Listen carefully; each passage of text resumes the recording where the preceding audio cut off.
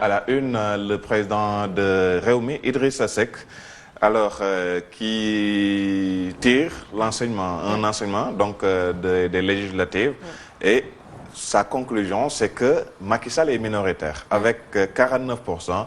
Donc ça, c'est Idrissa Seck qui le dit.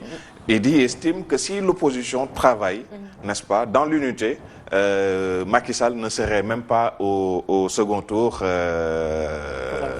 à la présidentielle de 2019. Donc il en est convaincu et il l'a dit à la une de Walf Quotidien. Il estime également que le scrutin était chaotique. Ça, tout le monde l'a dit. Et même des membres de Benno Bokk Yakaar quand même estiment que l'organisation beaucoup de manquements.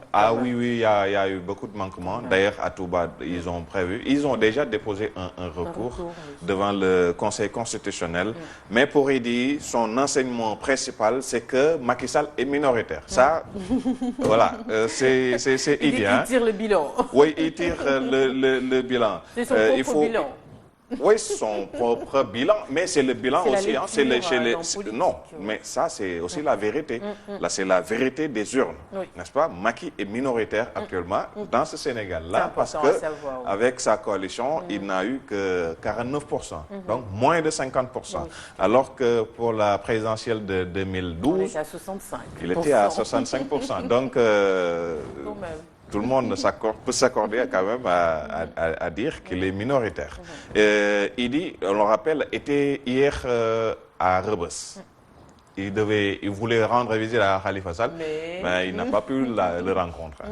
On lui a refusé l'accès, tout simplement. On lui a refusé l'accès. Voilà. Et puis on va poursuivre avec l'Observateur. L'Observateur qui parle de guerre de siège devant les 7 sages. Les arguments de Benno Bokk Yakaar pour l'annulation du vote de Touba, Manko Taxawu Sénégal également, qui demande l'annulation du vote de Dakar, et Kaddu Askan Wi, la coalition dirigée par Abdoulaye Baldé. Oui, il y a Kaddu Askan Wi. Il y avait tellement de coalitions et de partis que les gens se perdent. Finalement, voilà. En tout cas, c'est la coalition dirigée par Abdoulaye Baldé a prévu de déposer aussi un recours pour le vote qui a été émaillé d'incidents à Abidjan, en Côte d'Ivoire. Donc Baldé, selon Baldé, son parti ou sa coalition pouvait remporter les élections à Abidjan si tout était nickel, était parfait. Mais malheureusement, il y a eu des failles. C'est pourquoi il a prévu de déposer aussi un recours devant le Conseil constitutionnel. C'est pourquoi l'Obs parle de guerre de siège devant les 7 sages. À la une toujours du journal, Idrissa Seck qui est bloqué à Rebeuss, l'administration pénitentiaire, qui s'explique aussi dans ce journal. Et Penda Ba, celle qui insulte tout le monde. On dirait les dérives de Penda Ba. Les dérives, voilà. Donc, Penda Ba qui présente ses excuses. Elle a été déférée hier à Rebeuss, ou à la prison des femmes de Liberté 6 plutôt. Ami Collé Dieng, lui, va connaître son sort, le sort qui lui sera réservé aujourd'hui parce qu'elle avait bénéficié hier d'un retour de parquet. Et elle retourne donc devant le procureur de la République. Enquête nous parle d'Abdoul Mbaye, qui n'a eu que moins de 1%. Donc Abdoul Mbaye, c'est la douche froide, d'après ce que nous dit le journal. Mais le journal qui a interrogé aussi un spécialiste des sciences politiques, Maurice Soudieck-Dione, explique que ce faible score peut entraîner une démotivation. Mais si Abdoul Mbaye travaille d'arrache-pied, il pourrait peut-être faire un bon score à la prochaine présidentielle. C'est ce que dit Maurice Soudieck-Dione. Abdoul Mbaye, donc la douche froide, il n'a eu que 14 000 voix 207 Donc, s'il ne quitte pas la scène politique entre-temps, hein, parce que déjà, il y a des sites oui, mais espérons qu'il ne va pas quitter parce qu'il a récolté un faible score.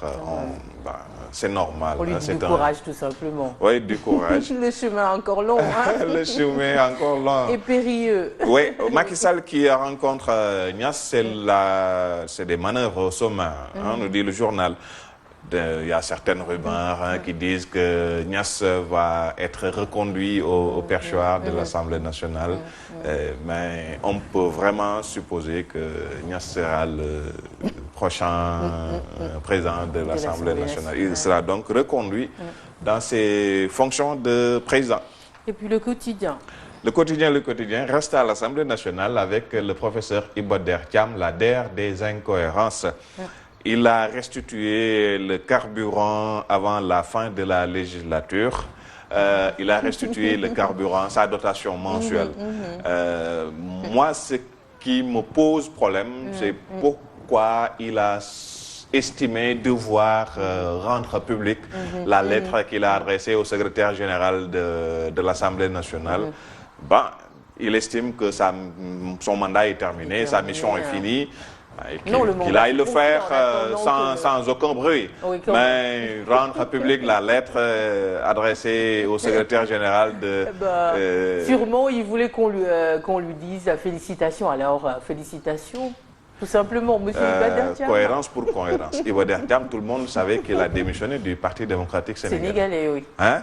Alors, il ne participait plus aux activités du parti, il ne partageait plus les vues et orientations du parti. Mais bon Dieu, pourquoi garder le mandat qu'il a obtenu sous la bannière du Parti démocratique sénégalais? Ça aussi, c'est une incohérence. Hein? Voilà quoi, c'est une incohérence. C'était moins lourd de donner le carburant que de donner la place. Quand même. En tout cas, il faut le comprendre quand même. Oui, mais en tout cas, moi, c'était moins pénible, hein, de donner. C'est vrai, c'est moins pénible. Moi, ça me pose problème. Pourquoi rendre public la lettre? C'est un problème. Hein?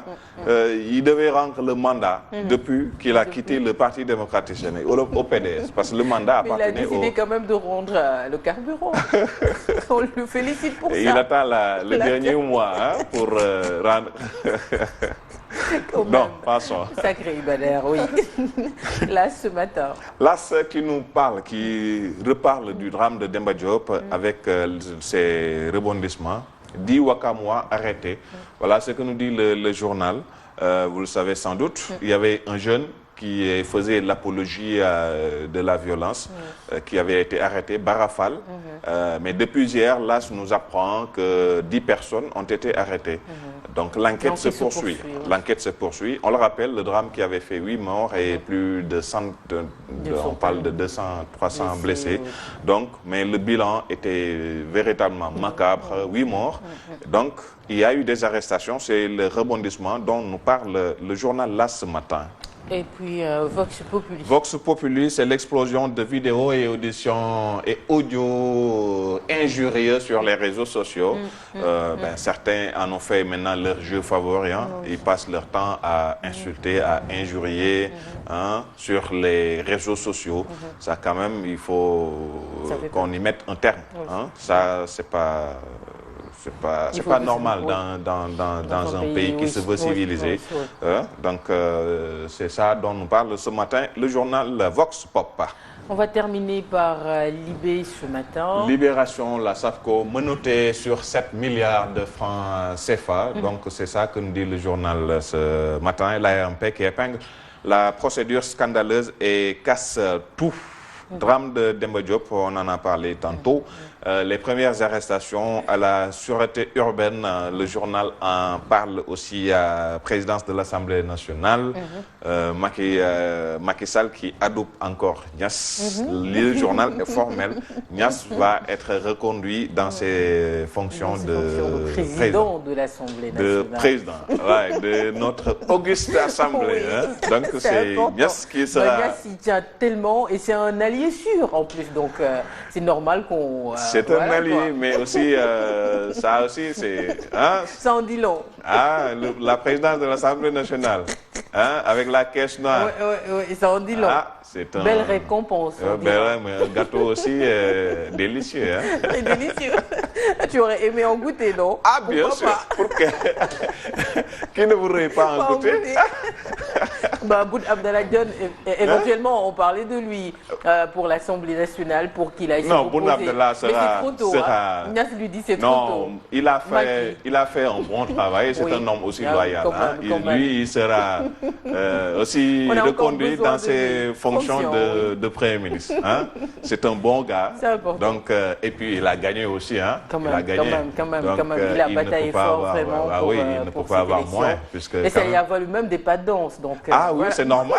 125 députés sur 165, quand même. Ben, qui pourrait faire mieux? Voilà. Hein, qu'Abdallah, Boun Abdallah. Hein? Bravo à lui. C'est un fidèle téléspectateur de Sen TV. On lui dit bonjour alors. Bonjour. Félicitations. On dira à Macky que tu as bien travaillé. Non, il a bien travaillé. Et tout Sénégal s'accorde à dire qu'il a bien travaillé. Il a bien travaillé. En tout cas, merci à vous, Pabès. C'est toujours un plaisir. Je vous retrouve demain. Demain, Inch'Allah. Inch'Allah. En bonne forme, toujours. Donc, moi, je vous retrouve tout de suite pour l'info matinale.